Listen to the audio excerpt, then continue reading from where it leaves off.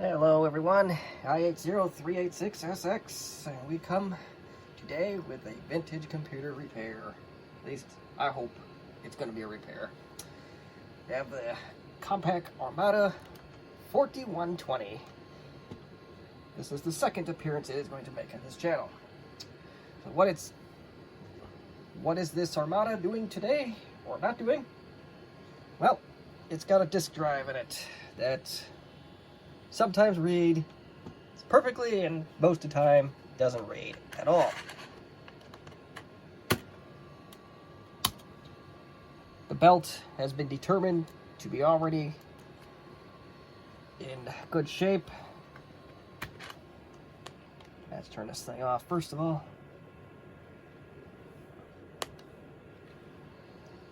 Let's see if I can replicate the problem here.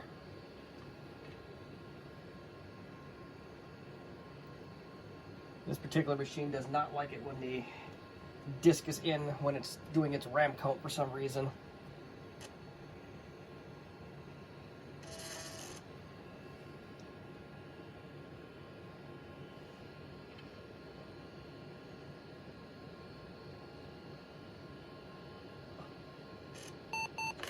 Now let's do it.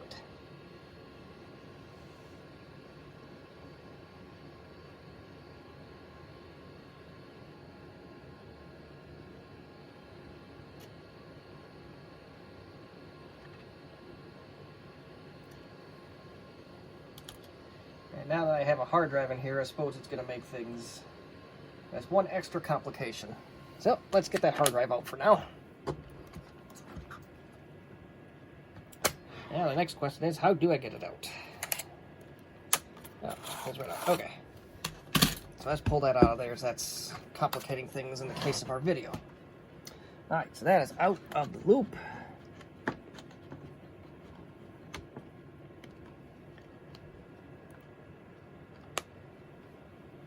Yes, and you notice that I have a white cord going and providing power for the system. It is power brick from an LTE 5000 series.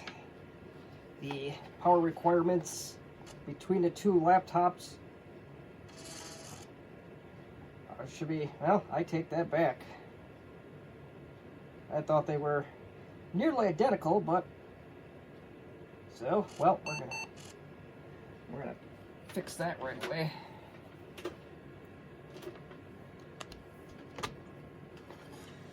Whoops. Well, things are always unscripted on this channel. Gotta find a curly cord to get into this thing. Well, that might be a whole problem.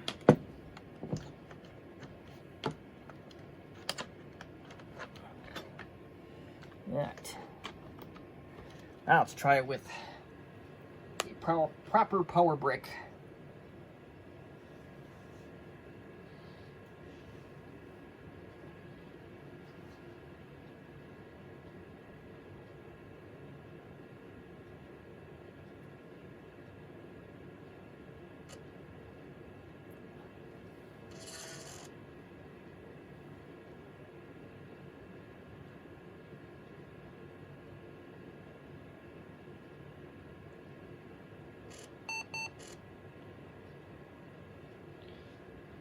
Okay, disk controller failure, which we expected because we pulled the drive out of here.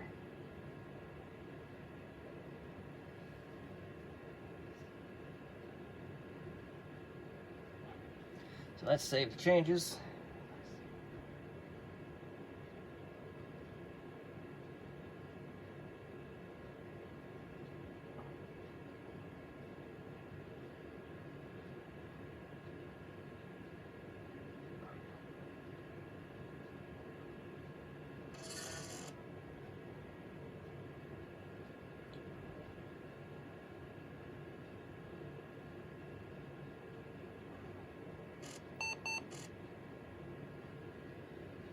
Right.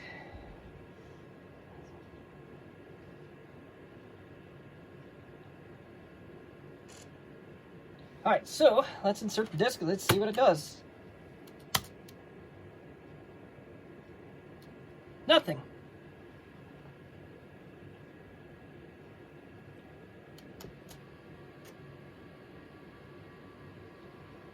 does try to read briefly, but nothing happens. Wait a minute. I don't know, that might be a belt. Or I got these two disk drives in wrong. Okay.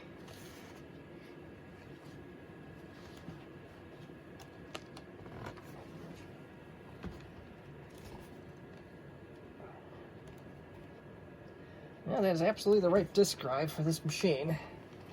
Did buy another one of these Compaq Armadas of this similar model, and I didn't know if I switched the two.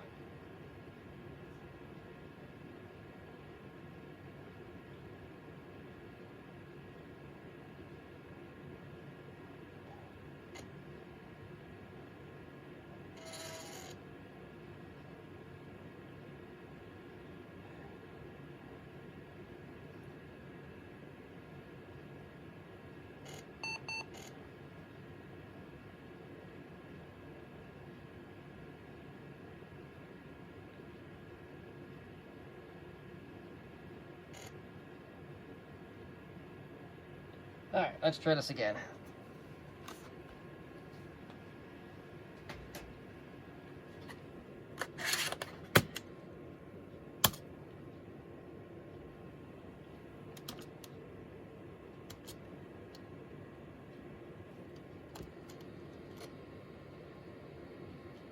And sometimes you get a response.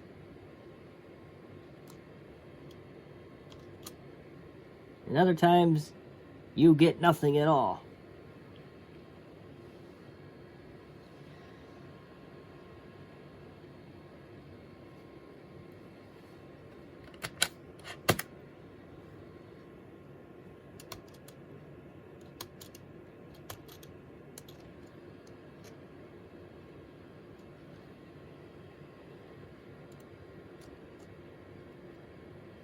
Well, yeah, it's just acting really bizarre.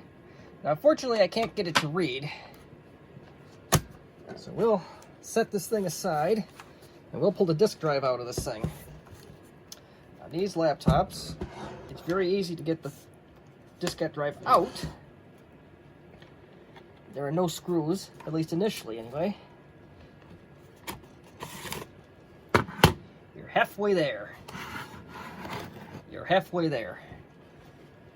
So let's get the computer out of the way.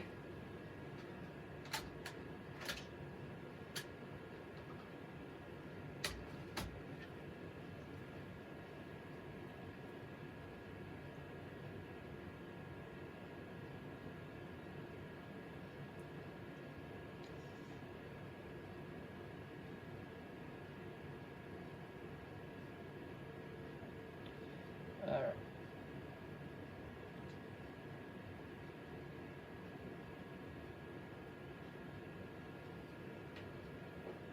Here is your diskette drive. It's a plastic housing that I already repaired once.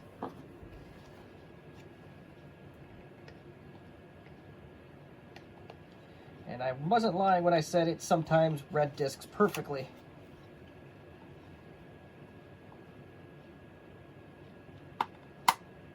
See, I'll get this guy apart without breaking it again. It actually came broken. I did not personally break it. It's either the previous owner or the post office.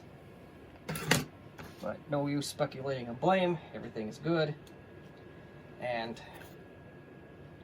lo and behold, it's a Citizen W1D. This story just keeps getting more and more unfortunate. It's got a special ribbon cable in the back, so we just want to pull that out right away. Get that off to a safe place. And I do have a tutorial on this on my channel. If it is just the belt. I don't think this one is just the belt. But there is a tutorial on that. If you do have a belt problem and where I got the belts from. So I'm going to try and take this one apart probably a little bit more hastily than I did in that one.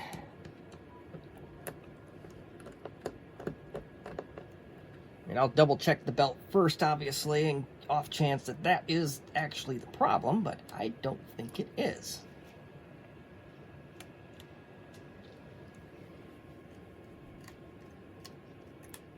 There's been stories out there by Compaq owners out there, especially the LTE Elite owners of the world.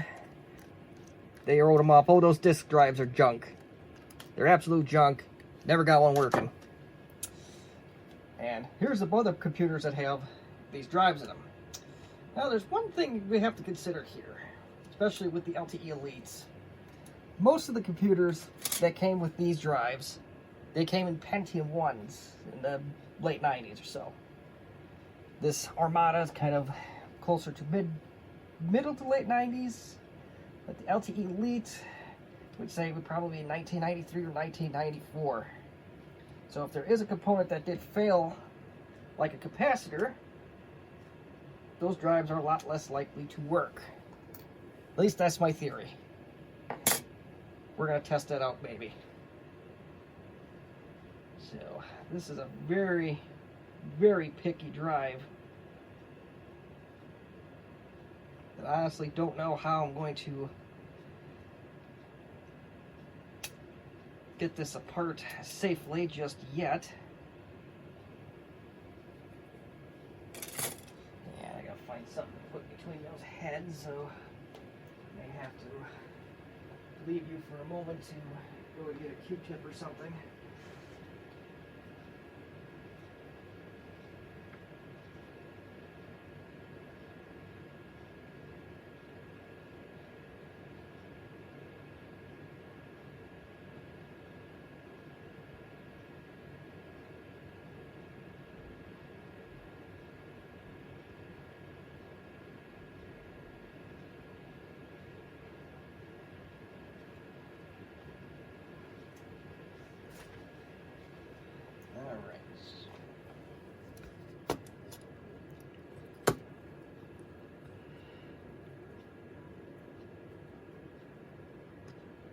Like that. Okay. They're not quite touching. Okay, good. That's good.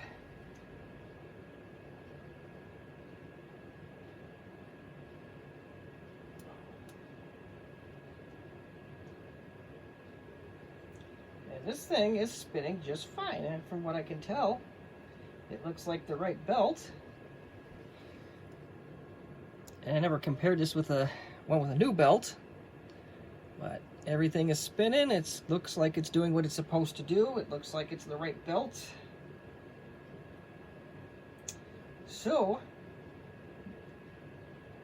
that leaves us with an unknown electrical problem. Well, it definitely leaves us with an unknown problem at this time, but we do have a theory here. On IBM diskette drives, there was it was a PS2 or a PS1 desktop. This was a very common problem. They wouldn't read disks. Everything was intact. What gives? Well, they replaced the capacitors on them and got new miles out of their drives. The Citizen W1D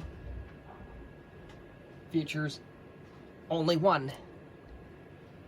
And shoot, this thing's 20 years old. It could have very well dried up. It doesn't look like it spewed any stuff on the board, but that doesn't mean it didn't. So, our next thing to do, now we got to get to the point where we can get that capacitor out. And my options were limited because this capacitor isn't readily available. And I'm going to do something that the PS1, PS2 owners did. We're going to use those style of capacitors. I never heard of JWCO capacitors. I don't think they're very great, but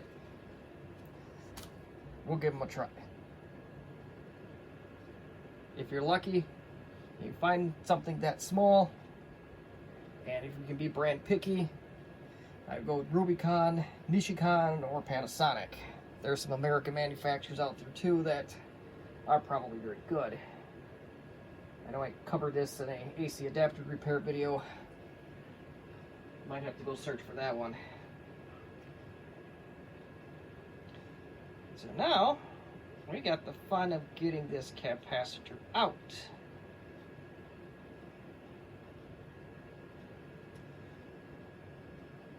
I wasn't going to do this, but we might have to do a little bit of magic of video editing to get it so we can get to this capacitor right there. So that's exactly what I'm going to do. Okay. Oh, I think I have a course of action, but we got to get the circuit board out one way or another. So first thing we'll do is get the belt off. I know I did not go to this level when we replaced the belt.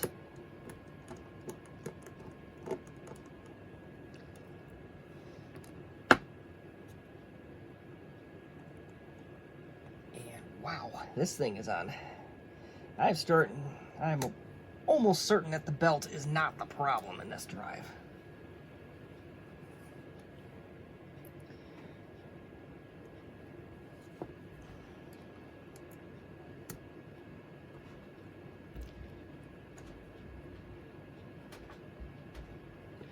And I'm trying to remove this motor as gently as possible. Unfortunately for my shaky hands, I have very limited room. That could be a recipe for disaster.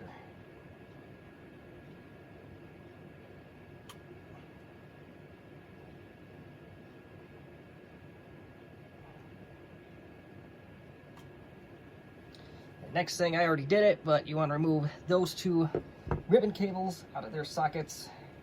There's one more right here, which unfortunately is going to be a bear to put back in.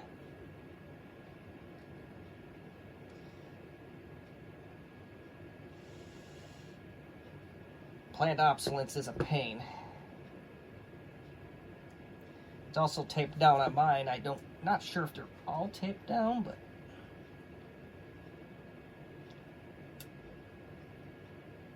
at least that's still holding up, I guess.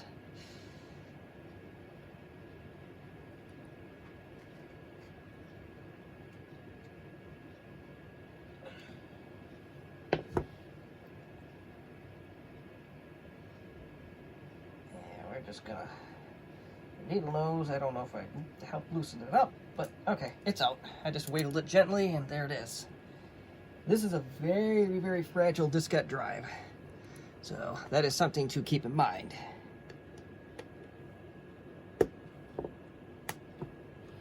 And we got screws up the wazoo to remove.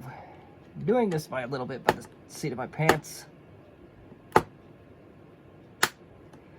That one was in pretty good.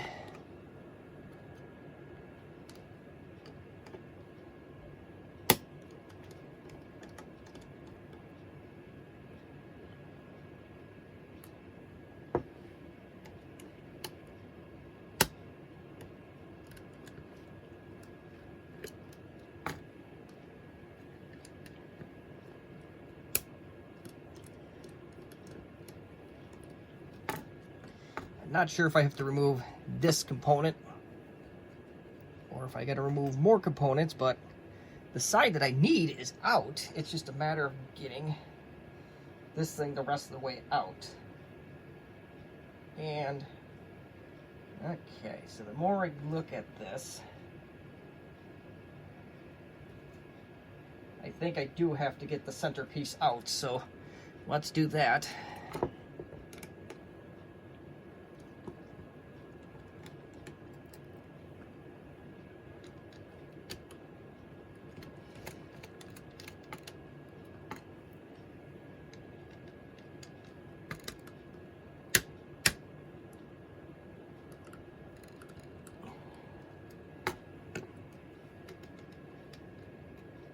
There's a circuit board that ties to that, so let's see, and there is your circuit board. Do bear in mind that there is a plastic component. I don't know if you can see it very well on the camera, but that has to be lined up when you put this back together. So, I'll be honest, I'm not looking forward to this at all, really. So we got to get this capacitor out. I think with these SMT ones, you can usually just gently rip them off. And I mean, with a circuit board this thin, everything's got to be extra gentle, extra care.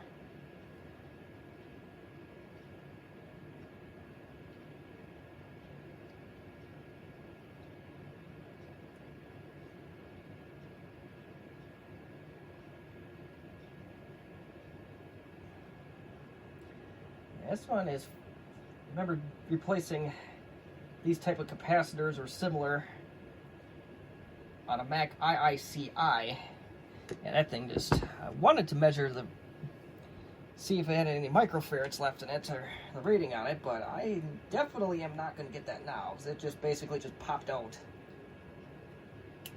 I don't know if that's going to be good or bad for our favor, but plastic just fell apart.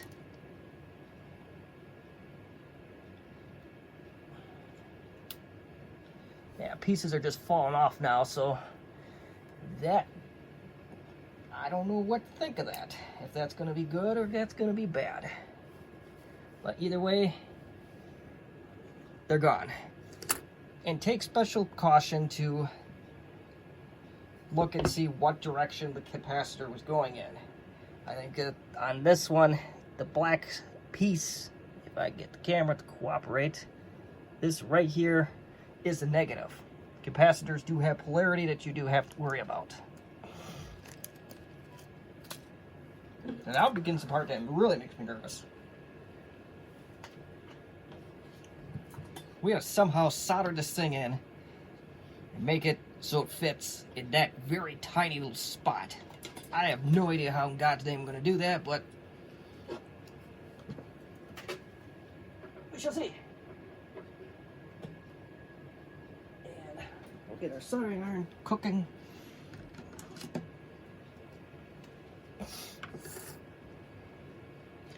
The capacitor that I so gracefully ripped out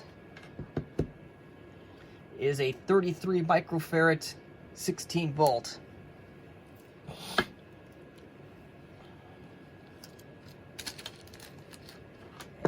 I'd probably help a great service if we turn this guy on.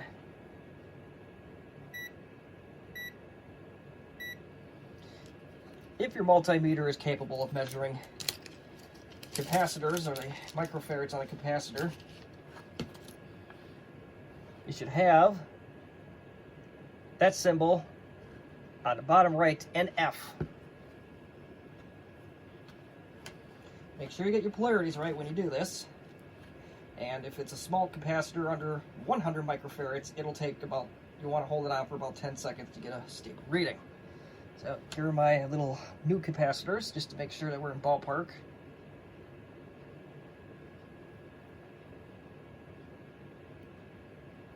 And unfortunately, I did not hold it on there like it's supposed to, and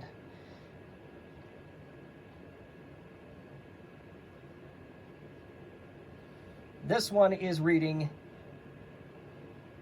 33.94 now. 93, 92, 93. So it's in the higher 33s, so that's good. Said it is a 6% variance, I believe, if we measure our capacitors before they start to lose their effectiveness.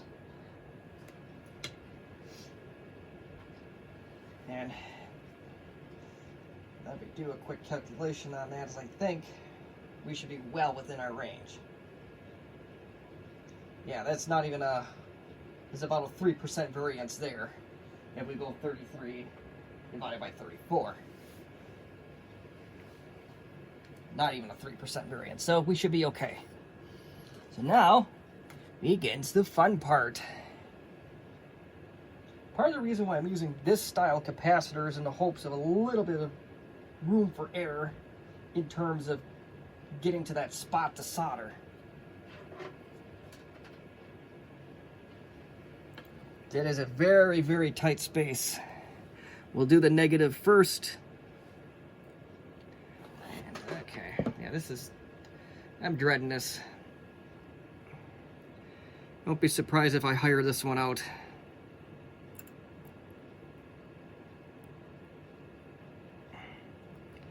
Trying to make it as short as possible, and I might be regretting that later too.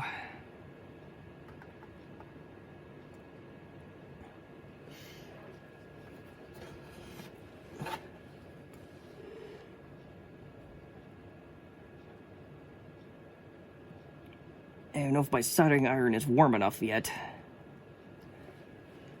It also would help flux and solder. You can tell how much I love and looking forward to this repair.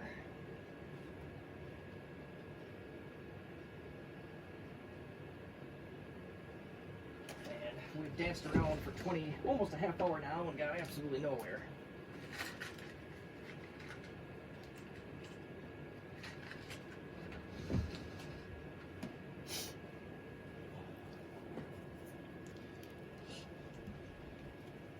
I am not a professional with soldering, just a heads up, so your criticism, if you do dare put it in the comments section, I already know. Yeah,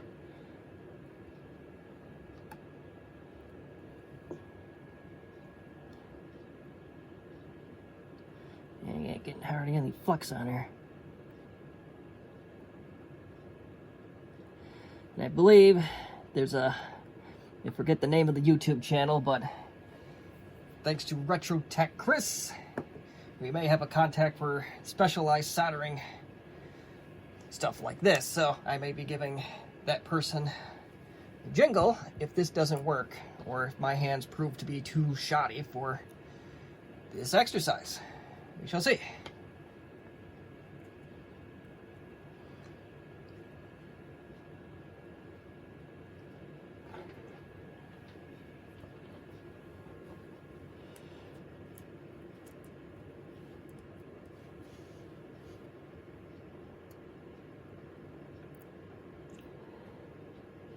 And one thing I didn't realize is that I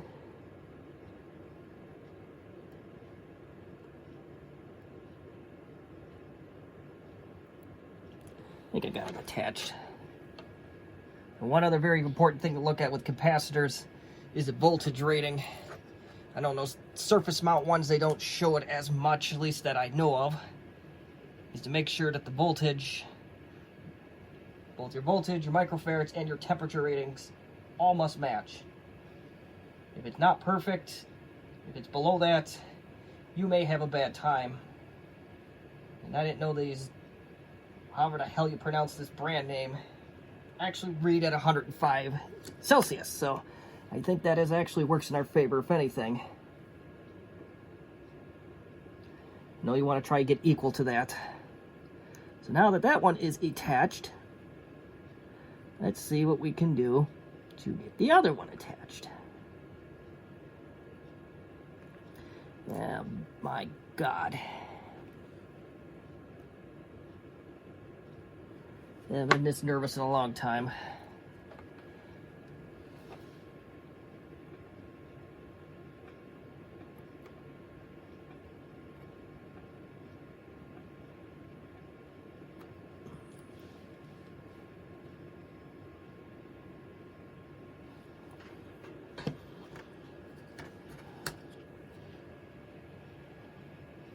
Definitely did not attach that time.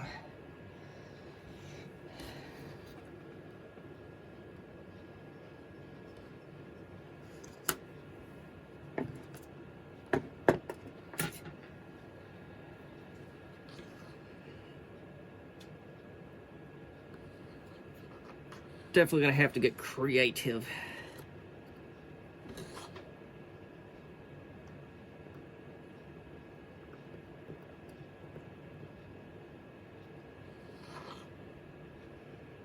All right, that one's attached.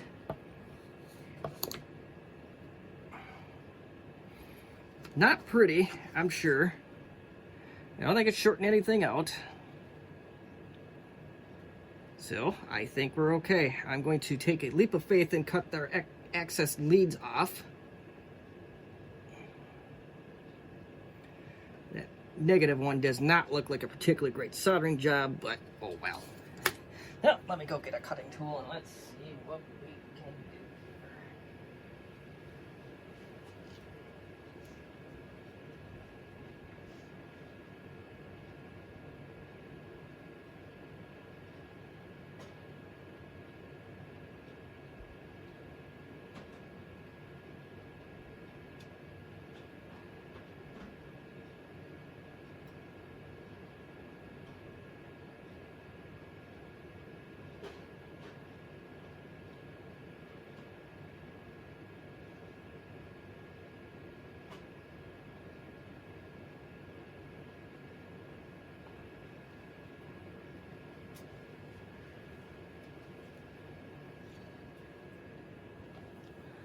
All right, so let's cut those leads off. Gotta be real careful with this board. Probably not as careful as I should have been.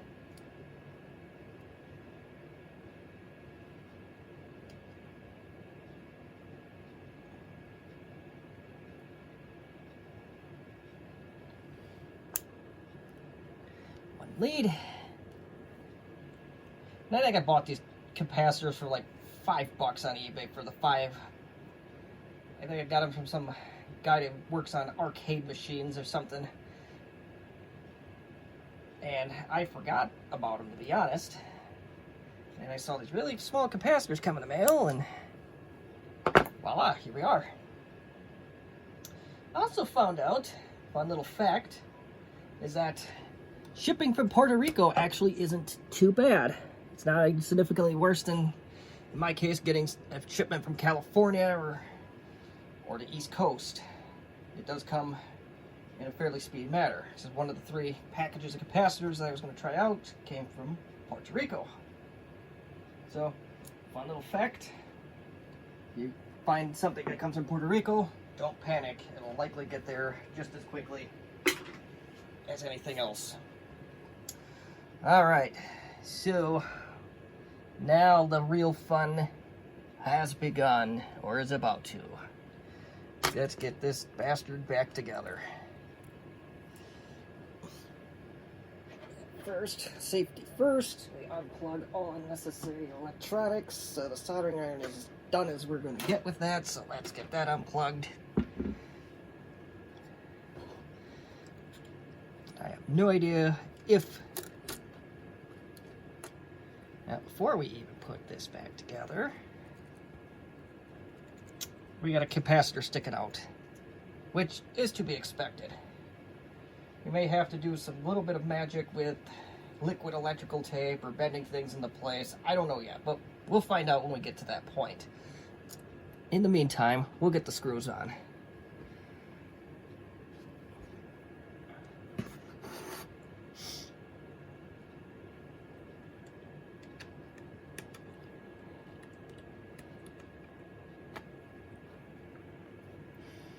And if you lay this thing flat on its flat like we have it here, you will see that we will have some problems because that capacitor is sticking up.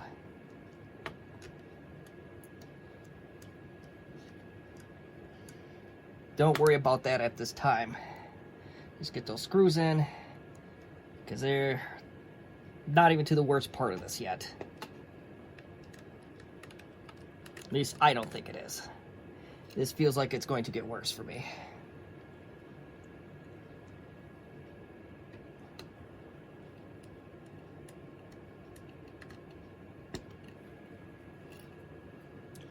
And we got 3 screws left, so where do they all go? So there, one probably goes there. If you're smart, you'll take notes before you tear these apart. I was not, so there might be a little bit of a guessing game. Or, hold on, if you're really lucky, you have a nearby diskette drive laying around. I don't believe I tore apart, but I did break it in a different way. And yes, I do. Okay, we got lucky on that part, so.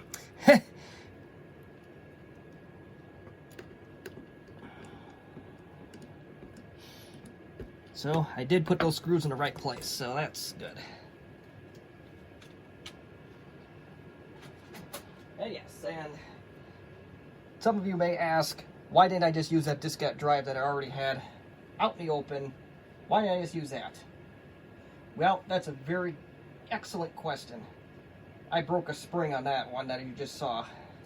So I don't, until I figure out how to either get a replacement or put that back in place, I decided to go with something that sometimes reads and sometimes doesn't. So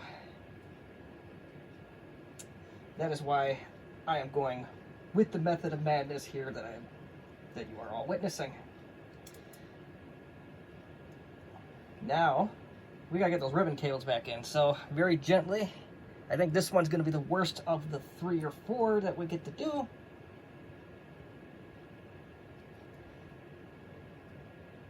Well, maybe.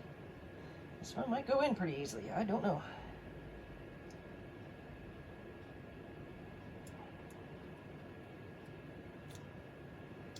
Okay. Put it in.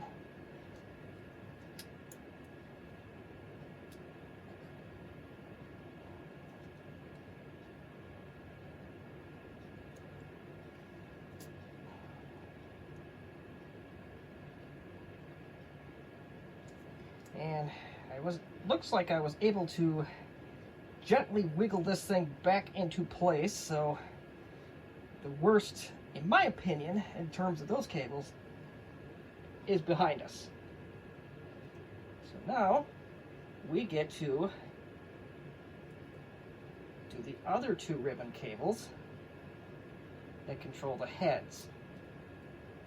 This one's just going to be just this cord.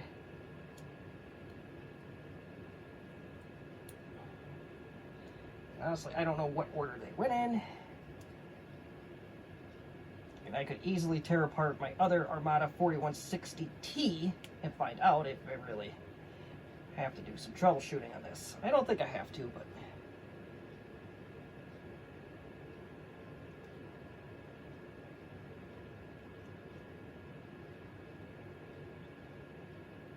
I know I'm doing this off camera, and I do apologize.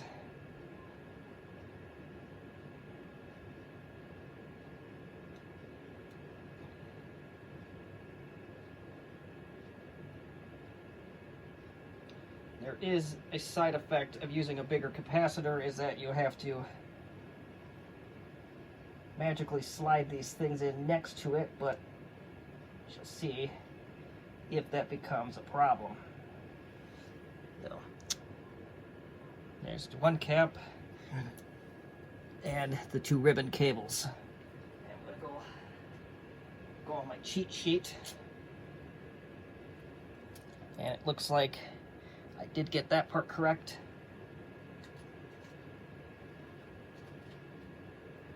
That diskette drive is also out of an LTE Elite, which, according to Compaq experts, no one has ever successfully fixed one of those. I'm hoping to buck that trend tonight.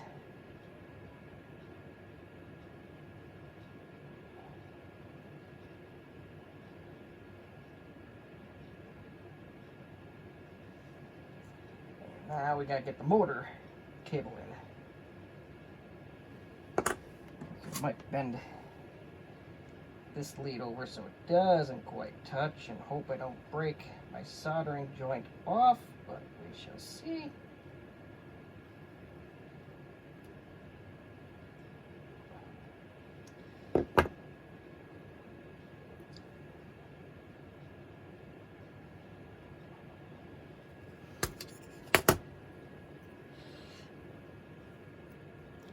This one's not going to be fun either.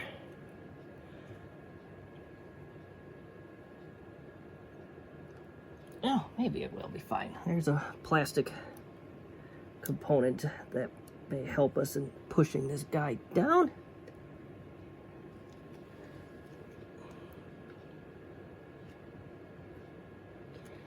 And alright, that's in snug. So let's get our belt. Yeah, that one's got a small dent in it, but it's still red discs okay, so I'm going to roll with this. I hope that it works. I do have belts for these, if it turns out to be the belt. Like I said, I don't think it is, just on what I know about this computer.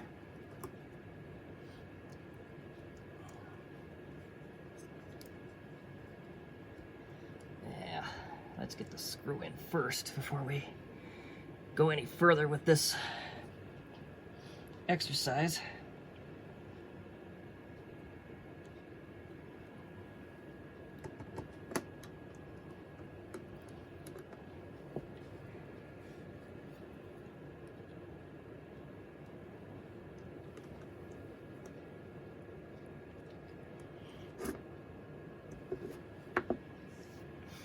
All right, so those screws are in, so let's get the belt back in order.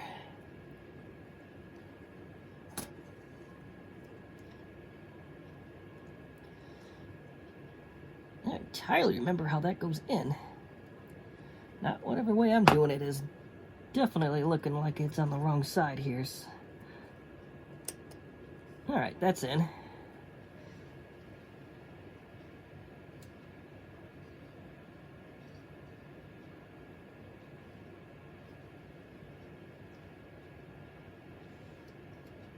They do not give you any room for error in this thing whatsoever. Alright, so this piece goes back in. Now you can get that Q-tip out of there, or whatever you use to ultimately hold that thing in place, the heads. That was a tip by another fellow YouTuber, I apologize, I don't remember their name, that those heads should not touch, so...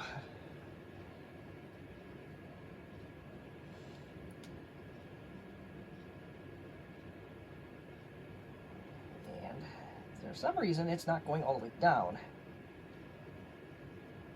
Everything's in the right place. Oh, wait a minute. What do we got going on here? Sometimes things happen when you do a major surgery like this one. The disc drive door is totally backwards. There's no spring.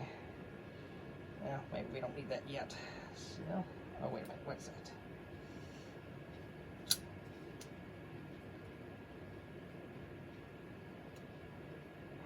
Oddly enough, it's the side that we didn't mess with that's causing me the problems.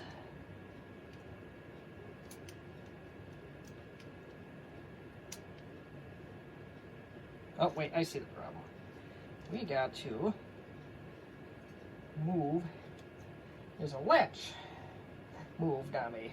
So let's get that latch back into place. I see a problem. This latch isn't lined up with that latch, so let's get that back in its appropriate spot, and I think we'll be fine. There we go. Yep.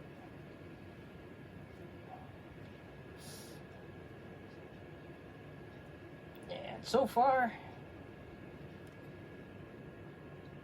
so good.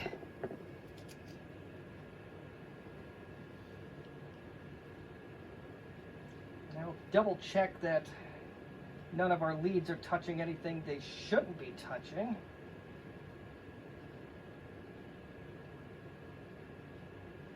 I was very close on one of them. I hope I dared go in with the needle nose and at this point.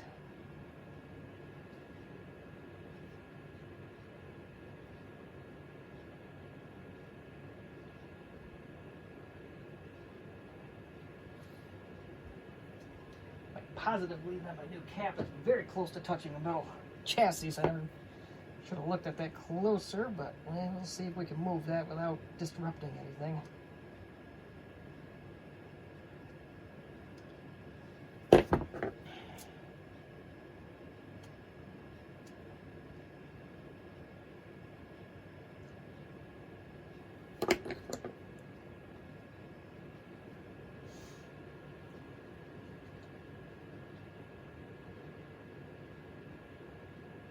Don't feel good about where that guy cut that off.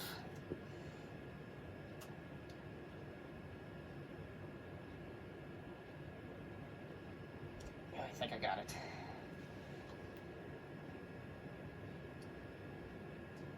Alright, we're good.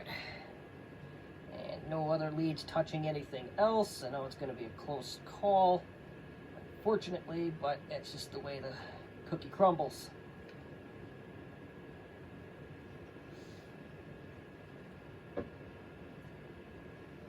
So now, shoot, now I lost a spring. And this keeps getting better and better.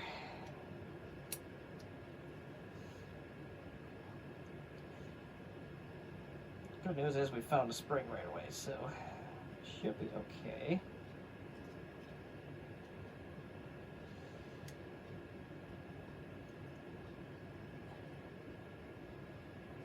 All right, spring's in. So now you want to put your sides on. The plastic sides go back on next.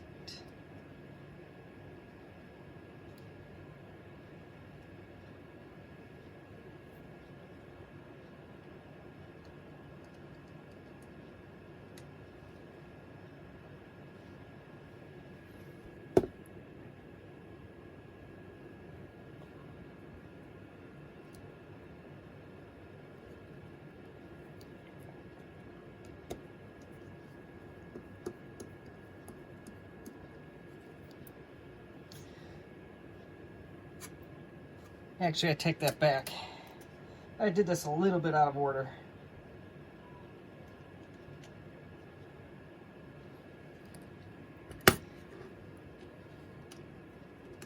Plastic sides come second. And unfortunately, I wish I could have this thing partially off to test it, but that is not going to be a possibility, especially with the way this computer is set up. On the LTE Elite, I think I could have this cover off and we could read some discs, but this computer was more convenient at the time, so we're going to go with this one. What do you know? I did make a mistake in this. Shoot. Now, well, with the magic of video editing, I'm going to undo this mistake. Unless I can get it off fast. I don't have to undo any ribbon cables. I just got to physically move that and tuck that in. So let's do that quick. And this is turning into an almost hour-long video, so I hope to God this works. This is either going to be a failed bar bet, or B, we're going to have a triumph of epic proportions here.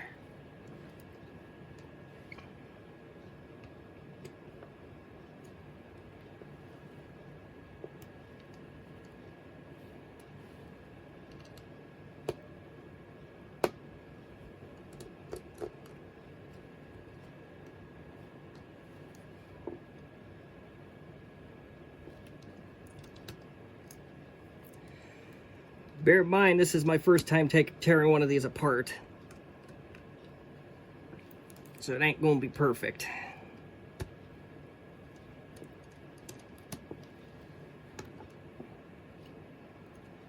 I hope that I don't have to tear the whole blasted thing apart, but it may have to.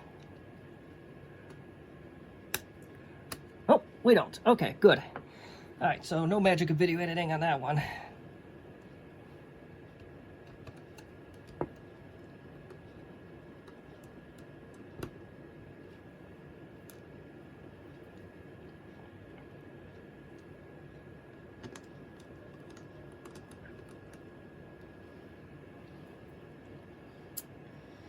If this doesn't turn into a bad bar bet, we're going to try and install DOS 6.22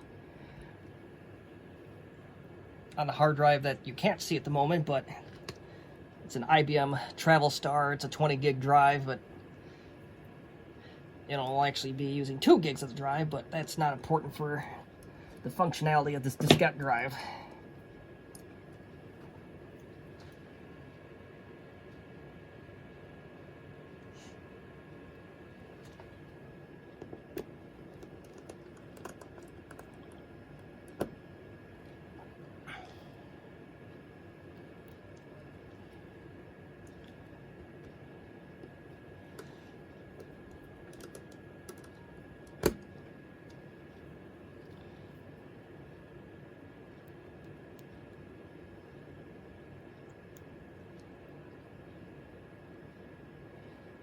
Okay, so we should have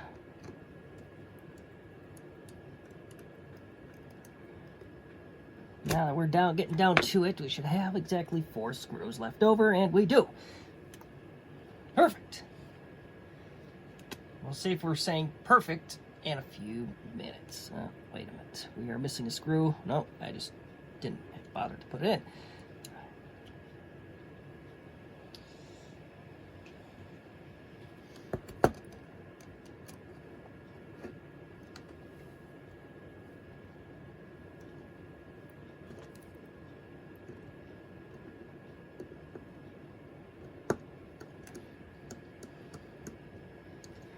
Yes, and I know you realize that that one was off camera, but we're just putting a screw in, so I'm not as worried about it. We have the other plastic piece.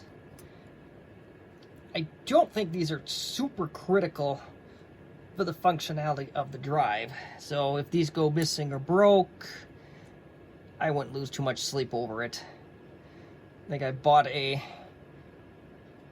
for my one working LTE Elite diskette drive, I paid through the nose for one that I think went to an oscilloscope or something, and it did not have those pieces on there. It still works great. And once I had a working diskette drive, I ran, or so to speak, ran as soon as it was fixed. And why are we not lining up? Well, that's going to be unfortunate.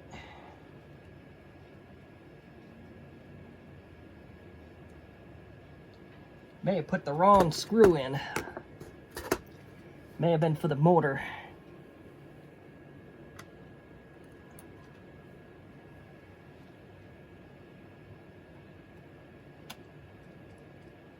Yeah, that one went in no problem.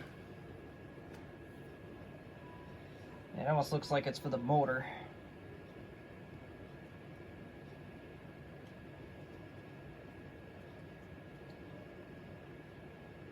You know what? I don't care at this point, so we're gonna have an extra screw. I want to get on testing this. This is turning into a very long video at this point, and we haven't accomplished anything yet, if ever. So, you're back together, minus one screw. Now let's get our ribbon cable on there.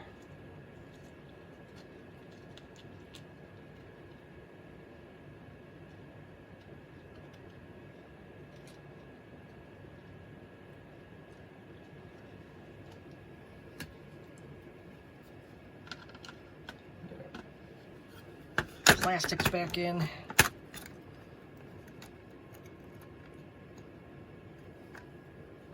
Try to get our circuit board back in. There we go. Not too bad.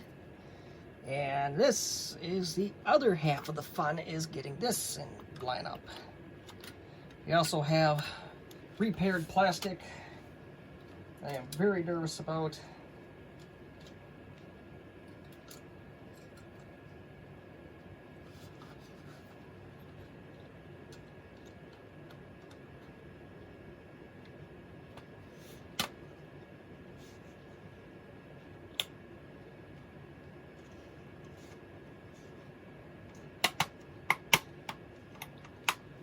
Okay, that went together pretty easily. So, let's see.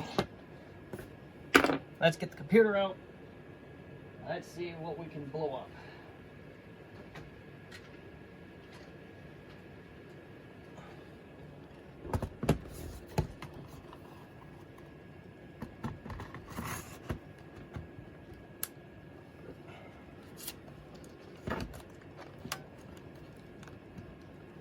Here is the power brick for this.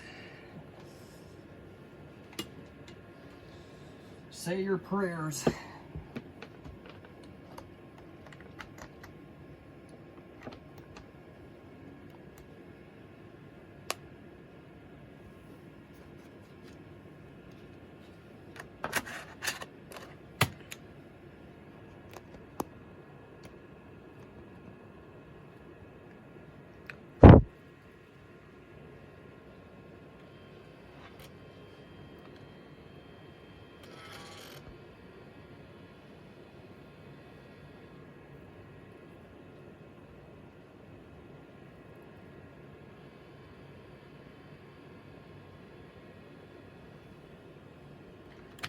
I don't know if that's a firmware problem with this machine, or if this didn't do anything.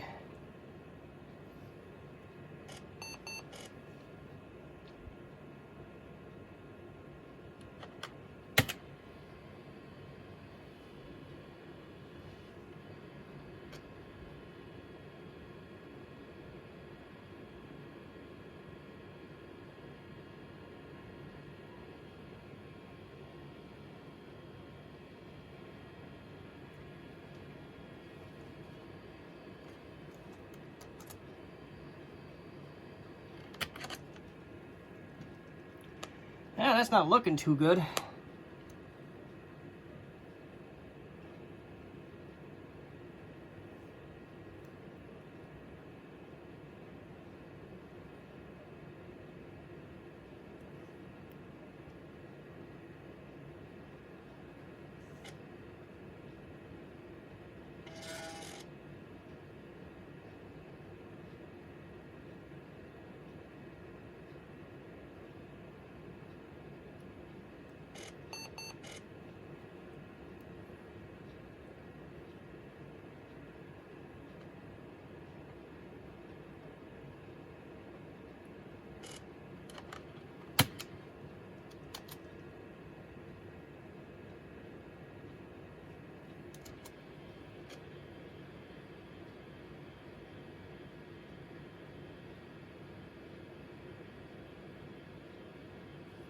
It acts like it wants to go.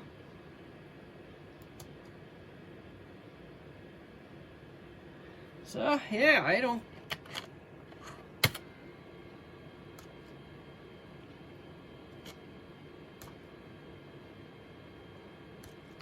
I'm going to safely say that the capacitor probably wasn't the problem.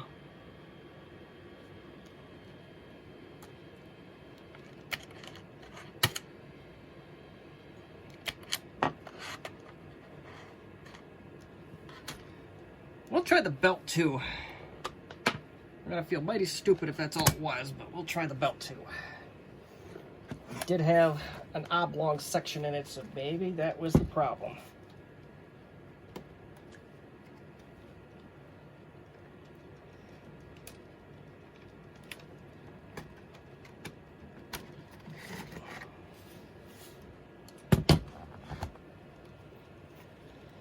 But I'm going to do this one offline, so with the magic of video editing, we're going to have a belt replacement. And hopefully that'll fix our problem. Alright, new belt is in. Disc is in. So here we go. If it do any good to turn the light off here or not. And didn't hurt nothing.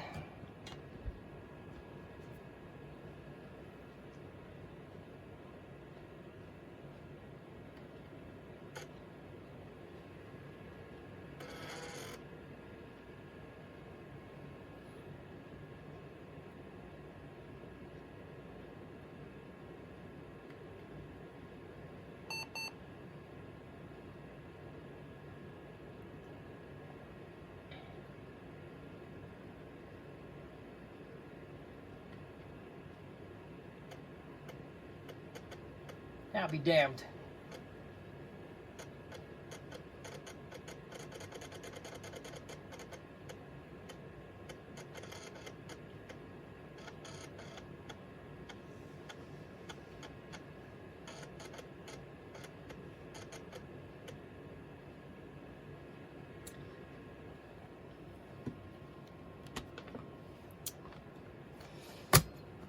So, unfortunately, I think that result is inconclusive.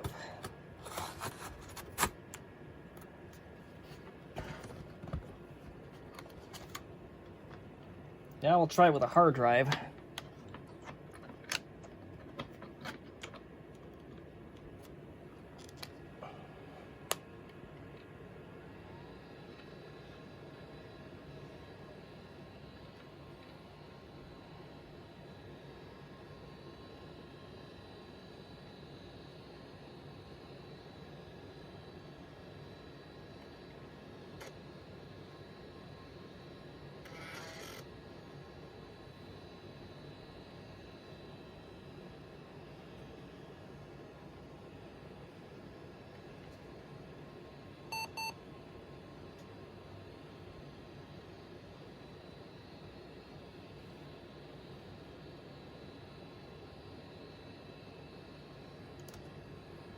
And this computer's also acting normal again, so maybe there was just a belt on this one?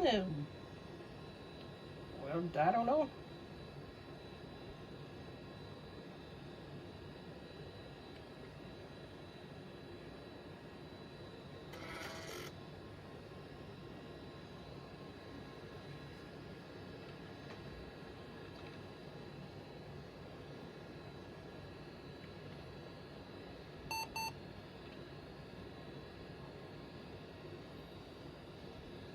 Right, so this is what I'll do. Is I think this one it did start to install the DOS utilities, or the Compaq utilities rather.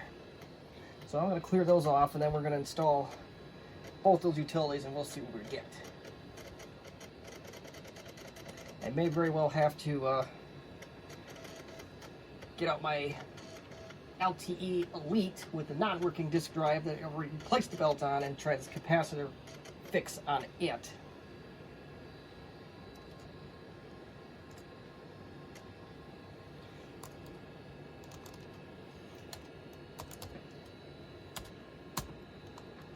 Well, what the hell? Well, we may be stopped in our tracks on this one because the keyboard doesn't work. Got no I key, I got no O key, I got no P key. I got J, K, L.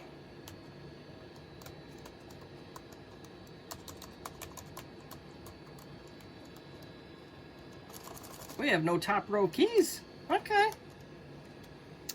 Okay, so I know why this laptop was junk, so we may not even get that far.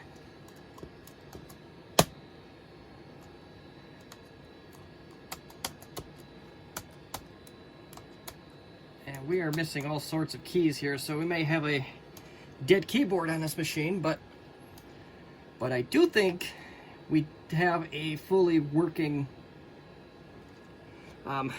diskette drive now, so unfortunately this video has turned way more into a comedy of errors than I would ever hope, but it is what it is. So if you have any questions, comments, concerns, constructive criticism based on my questionable soldering skills, leave it in the comments section, and thank you for watching my futzing around with this little Armada 4120.